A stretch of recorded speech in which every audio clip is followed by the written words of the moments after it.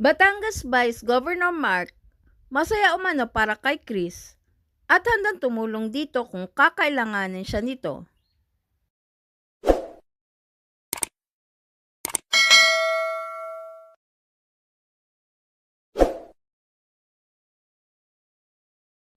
Nagpahayag ng kanyang saloobin ang butihing Vice Governor ng Batangas na si Vice Governor Mike Libiste hinggil sa nag-viral na interview ni OG Diaz kay Chris Aquino.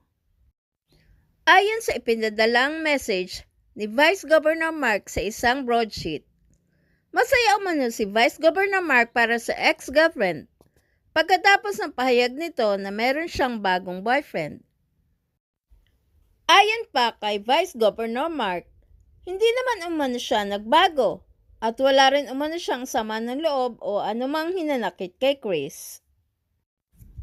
Pahayag pa ni Vice Governor Mark na sa kasalukuyan ay nasa Amerika siya at tiniyak niya kay Chris, Bimbi, sa mga kapatid ni Chris at sa mga kasama ni Chris sa Amerika na anuman ang pwede niyang itulong sa kanila ay lagi siyang available. Nalulungkot man daw siya sa nangyari sa kanilang relasyon ni Chris, ay maligaya na rin siya sapagkat lagi niya umanong inuuna ang kaligayahan nito. Nagpasalamat din si Vice Governor Mark sa mga oras na nakasama niya si Chris at sinabing maswerte siya na nagkaroon siya ng pagkakataong mahalin at alagaan si Chris. Ipagdarasal umano niya at ng kanyang pamilya ang kalusugan, kapayapaan at kaligayahan ni Chris. As Chris said, "We're still friendly. Sa totoo lang, wala namang nagbago sa akin. At wala rin naman akong sama ng loob at hinanakit sa kanya. As a matter of fact, I am in the States now, while Bim is back home."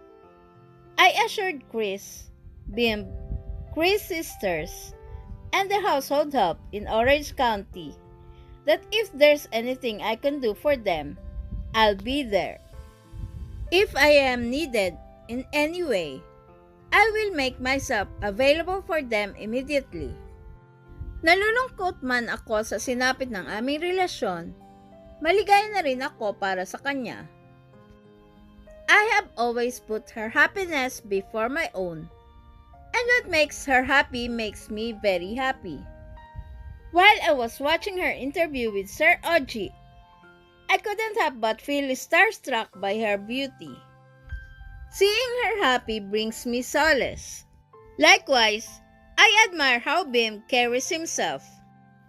I'm proud of him, and I am confident that he has a bright and promising future ahead. The reality in this world is that things change, and I guess that's okay. My heart will always treasure the memories we shared, and I will forever be grateful for our time together. I consider myself extremely fortunate to have given the chance to take care of Chris, love her, and be loved by her. Mapalad din kami ng mga anak ko na nakasama at nakilala namin ng mahabang panahon, sina Kuya Josh at Bim. My family and I will continue to pray for her health, peace, and joy. As for me, I will channel this love and energy into nurturing my children and serving the people of Batangas. Please subscribe and hit the notification bell para ma-update kayo sa sunod na showbiz news.